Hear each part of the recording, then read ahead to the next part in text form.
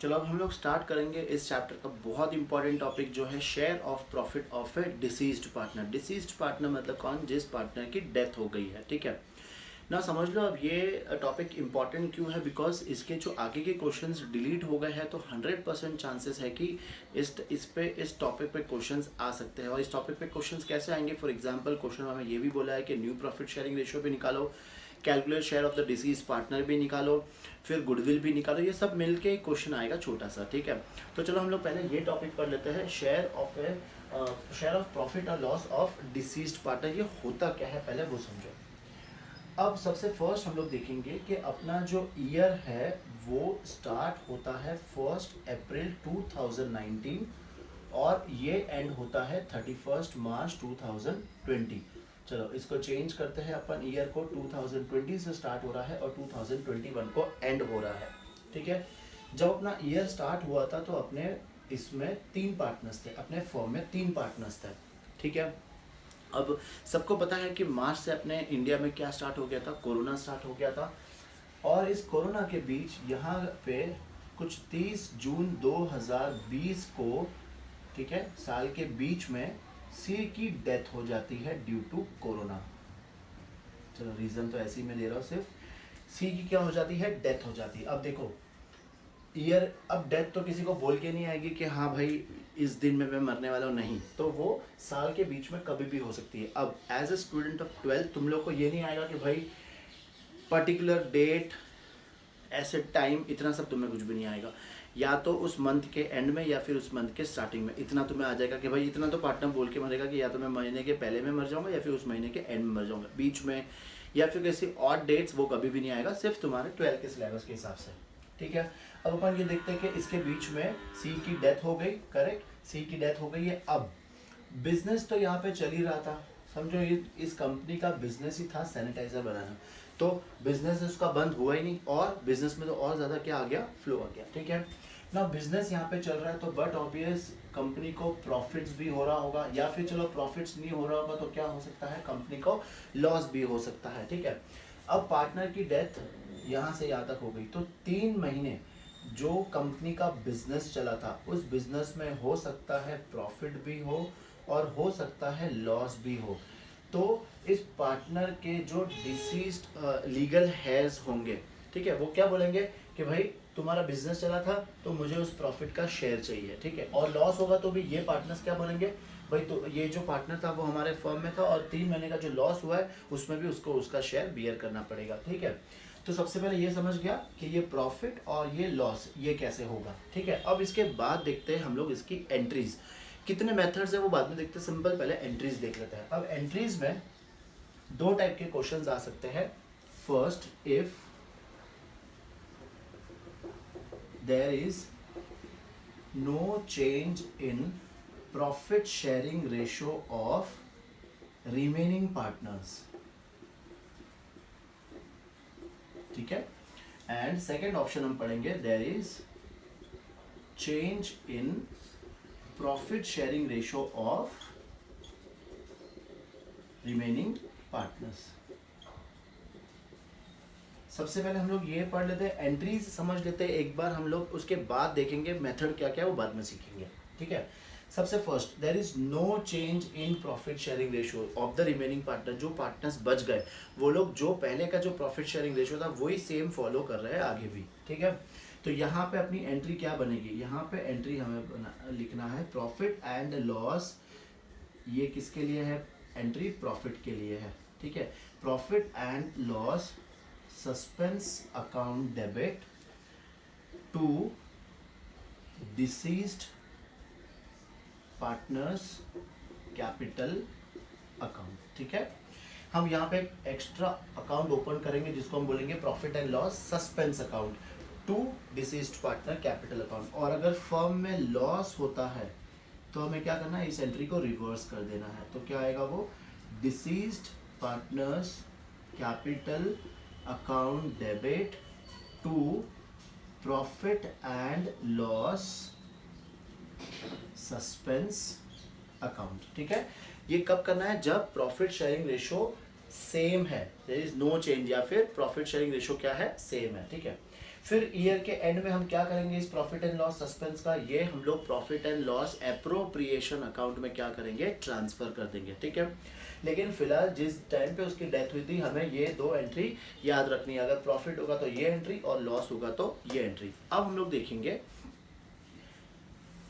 कि जो remaining partners है उनका जो प्रॉफिट शेयरिंग रेशियो है वो क्या हो गया है, चेंज हो गया है। तो अब यहाँ पे सबसे पहले हम लोग याद करेंगे, लिखेंगे एंट्री अगर प्रॉफिट होगा तो। देखो एंट्रीज कैसे याद रखनी है, एकदम simple, to deceased partner capital account, ये तो आनी ही है, to deceased partner capital account, ठीक है। अब ये प्रॉफिट का शेयर कौन देंगे, जो गेनिंग पार्टनर्स है। तो यहाँ पे हम लोग किसको डेबिट करेंगे, directly gaining partners capital account debit to deceased partner capital account, ठीक है। और अगर लॉस होगा तो ये एंट्री को हम क्या कर देंगे, रिवर्स कर देंगे। तो deceased partner capital account debit to gaining partners capital account, ये सब दोनों कौन से रेशियो में होगा, जब मैंने गेनिंग पार्टनर्स लिखा इसका मतलब कौन से रेशियो में, गेनिंग रेशियो में, ठीक है। चलो एंट्रीज एक बार फिर से देख लेते हैं। हम ये प्रॉफिट क्यों दे रहे हैं, बिकॉज कभी भी बीच में डेथ हो सकती है, तो जब उसकी डेथ हुई है तो स्टार्टिंग से लेके जब तक उसकी डेथ हुई है जितने भी महीने होंगे उसके नंबर ऑफ मंथ का हमें क्या कैलकुलेट करना पड़ेगा, हमें प्रॉफिट या लॉस जो भी होगा दोनों कैलकुलेट करना पड़ेगा और फिर हमें एंट्री याद रखनी है इसके बेसिस पे ना। एंट्रीज क्या है एक बार फिर से देख लेते हैं। फर्स्ट क्या होगा, अगर लॉस या फिर प्रॉफिट होगा तो उसके भी पहले या तो इनका प्रॉफिट शेयरिंग रेशियो सेम रहेगा या प्रॉफिट शेयरिंग रेशियो चेंज होगा, ठीक है। अगर प्रॉफिट शेयरिंग रेशियो सेम है तो हमें कौन से अकाउंट को लेना है, profit and loss suspense account को करना है। और अगर इनका प्रॉफिट शेयरिंग रेशियो चेंज हो रहा है तो डायरेक्टली हम लोग गेनिंग पार्टनर्स कैपिटल अकाउंट के थ्रू हम लोग क्या करेंगे, एंट्री पास करेंगे, ठीक है। चलो अब ये फटाफट ये कॉपी कर लो, फिर हम लोग मेथड्स देखते हैं कि ये प्रॉफिट निकालने के कितने कितने मेथड्स हो सकते हैं, ठीक है। चलो कॉपी कर लो। चलो अब हम लोग ये चेक करते हैं कि उसका जो शेयर ऑफ प्रॉफिट है वो कैसे निकालेंगे, ठीक है ना। क्यों है ऐसे ऐसे अलग अलग मेथड, तुम्हें ये भी पता होगा कि हम लोग जो बैलेंस शीट वगैरह बनाते हैं, हम जो प्रॉफिट एंड लॉस वगैरह बनाते हैं वो हम लोग बनाते हैं पूरे साल का एक साथ, वो भी कब बनता है, ईयर के एंड में। अगर ईयर के एंड में मुझे कोई पूछे कि पूरे साल भर का प्रॉफिट क्या हुआ है तो वो मैं इजीली बता सकता हूँ। लेकिन अगर मुझे कोई पूछे कि 4 महीने का बनाना, 4 महीने का प्रॉफिट बताओ, 6 महीने का प्रॉफिट बताओ, तो मुझे हर बार क्या बनाना पड़ेगा, मेरा profit and loss balance sheet वगैरह वो सब बनाना पड़ेगा। तो वो हर कंपनी या फिर हर फर्म के लिए पॉसिबल नहीं है कि वो 4 या 6 या 8 महीने का वो लोग क्या कर सके, प्रॉफिट एंड लॉस वगैरह बनाए, ठीक है। तो इससे तरीका क्या है फिर और शेयर ऑफ प्रॉफिट निकालने का, तो इसमें फर्स्ट मेथड है टर्नओवर या फिर सेल्स बेसिस पे, ठीक है। अब इसमें क्या क्या दिया होगा, यहाँ पे हमें लास्ट ईयर की सेल्स और लास्ट ईयर का प्रॉफिट ये दोनों हमें दिया होगा। क्या दिया होगा,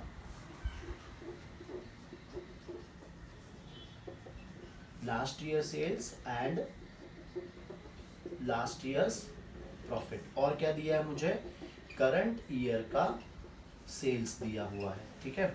क्या क्या दिया होगा मुझे, एक तो लास्ट ईयर का सेल्स, चलो एज्यूम कर दे लास्ट ईयर का सेल्स हमें दिया हुआ है 10 लाख और लास्ट ईयर का जो प्रॉफिट है वो दिया हुआ है 2 लाख और मुझे करंट ईयर का जो सेल्स दिया हुआ है वो दिया हुआ है 1 लाख, ठीक है ना। अब सबसे पहले हमें देखो लास्ट ईयर का सेल्स और लास्ट ईयर का प्रॉफिट हम क्या करेंगे, हम लोग सबसे फर्स्ट हम लोग फाइंड कर लेंगे प्रॉफिट परसेंटेज ना। प्रॉफिट परसेंटेज का फॉर्मूला क्या है, profit divide by sales into 100, ठीक है। प्रॉफिट लास्ट ईयर का प्रॉफिट कितना था 2 लाख डिवाइड बाय सेल्स कितनी थी 10 लाख इंटू 100 ना। इसको सॉल्व करेंगे 2020 कट 1 2 3 4 4 और 4 कट तो कितना बच गया 20। तो ये क्या आ गया मुझे प्रॉफिट परसेंटेज। इसका मतलब हमने लास्ट ईयर कितना प्रॉफिट कमाया था, हमने अपने सेल्स पे 20% का प्रॉफिट कमाया था, ठीक है। और क्वेश्चन में दिया होगा कि ये साल भी जो हमारा प्रॉफिट परसेंटेज है वो क्या है, सेम है। तो इस ईयर का करंट ईयर का सेल्स मुझे कितना दिया है 1 लाख ना। ये करंट ईयर का सेल्स मतलब पूरे साल का नहीं है, जो जैसे फॉर एग्जांपल डेथ हुई है 3 महीने के बाद, तो ये जो सेल्स होगा वो नॉर्मली कितने मंथ का होगा, 3 मंथ का होगा, ठीक है। अब मैं क्या करूँगा, सबसे पहले यहाँ पे हम फाइंड कर लेंगे प्रॉफिट ना। प्रॉफिट कैसा आएगा तुम्हें पता है, जितना भी मेरा सेल्स होता है उस पर हम लोग क्या अप्लाई कर देंगे, हमारा जो प्रॉफिट परसेंटेज है वो अप्लाई कर देंगे। सेल्स मेरा कितना है दिया हुआ है क्वेश्चन में 1 लाख इंटू प्रॉफिट परसेंटेज कितना है 20%। तो ये हमें मिल गया कि जो 3 महीने का जो प्रॉफिट है वो कितना आया है 20,000। ठीक है, तो सेल्स के बेसिस पे हम लोग पहले 3 मंथ का क्या फाइंड कर लेंगे, प्रॉफिट फाइंड कर लेंगे। नाउ अब ये जो 3 मंथ का जो प्रॉफिट आया है ये अकेले उस डिसीज पार्टनर का नहीं है, ये तो तीनों पार्टनर का होगा, जितने भी पार्टनर्स होंगे उन सबका होगा। अब यहाँ पे हम लोग किसका शेयर फाइंड करेंगे, deceased partners share, deceased partner shares. तो कैसे करना है, सबसे पहले हम लोग क्या ले लेंगे, प्रॉफिट। ठीक है, प्रॉफिट, ये प्रॉफिट मैंने क्या बताया वापस, प्रॉफिट किसका है, तीनों पार्टनर्स का है। Profit into share of deceased partner, correct. जैसे 3 पार्टनर्स है ABC, इनका रेशो है 3:2:1, ठीक है। और किसकी डेथ कर देते हैं अपन, चलो A को मार देते हैं हम लोग। तो प्रॉफिट कितना है हमारा, profit 20,000 into share of deceased partner कितना है इसका शेयर 3/6। तो 3/6 अब इसको सॉल्व करेंगे तो 1/2 और ये करेंगे 10,000। तो अब ये आंसर कितना आया हमें 10,000। ये किसका शेयर हो गया, डिसीज्ड पार्टनर शेयर। समझ में आया। ये हमारा फर्स्ट मेथड हम किसके बेसिस पे करेंगे, सेल्स के बेसिस पे, टर्नओवर के बेसिस पे। हमें क्या क्या दिया होगा क्वेश्चन में, हमें सबसे पहले लास्ट ईयर का सेल्स और लास्ट ईयर का प्रॉफिट दिया होगा और करंट ईयर का हमें सेल्स दिया हुआ है। ठीक है, समझ में आ गया वीडियो, फटाफट ये कॉपी कर लो, फिर हम लोग नेक्स्ट मेथड देखते हैं। चलो फर्स्ट मेथड पढ़ने के बाद हम लोग अपना सेकेंड मेथड पढ़ेंगे, estimation of profit on time basis. Now turnover में तो हमें क्या दिया होगा क्वेश्चन में, सेल्स वगैरह सब दिया होगा। अब यहाँ पे हम लोग क्या फाइंड करेंगे, estimation of profit on time basis. अब यहाँ पे हमें क्या दिया होगा, हमें पास्ट ईयर्स के प्रॉफिट्स दिए होंगे हमें। ठीक है, पास्ट ईयर्स के प्रॉफिट दिए होंगे, जैसे 3 साल के दिए, पिछले 5 साल के दिए हैं। और हम ये एज्यूम करते हैं कि ये साल भी जो मेरा प्रॉफिट रहेगा वो सेम रहेगा। तो जैसे हम लोग एज्यूम करते पहले कि हमें 3 साल के प्रॉफिट्स दिए हैं, तो सबसे पहले हम लोग क्या फाइंड करेंगे, यहाँ पे हम लोग फाइंड करेंगे एवरेज प्रॉफिट। ठीक है, एवरेज प्रॉफिट का फॉर्मूला तुम लोग को आता है कैसे, total profits divide by number of years. जैसे चलो ले लेते फटाफट हम लोग प्रॉफिट्स का एग्जांपल। प्रॉफिट्स 1 2 3, 3 साल का जो हमें प्रॉफिट्स दिया है वो दिया है 50,000, फिर दिया है 40,000 और फिर दिया है 30,000। तो हम लोग क्या करेंगे, सबसे पहले तीनों प्रॉफिट्स को प्लस करेंगे, 50,000 प्लस 40,000 प्लस 30,000। ये 3 साल का प्रॉफिट हमने ऐड कर दिया, इसको क्या करना है, डिवाइड बाई 3। तो 90 और ये आ जाएगा 1,20,000, 1,20,000 divide by 3 which is equal to 40,000।